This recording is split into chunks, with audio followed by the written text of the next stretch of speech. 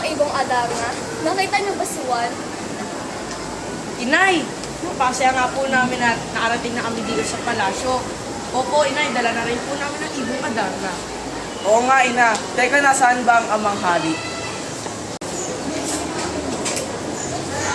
Bakit hindi pa ito kumakanta? Hindi ba yan ang ibong Adarna? Ito ang ibong Adarna.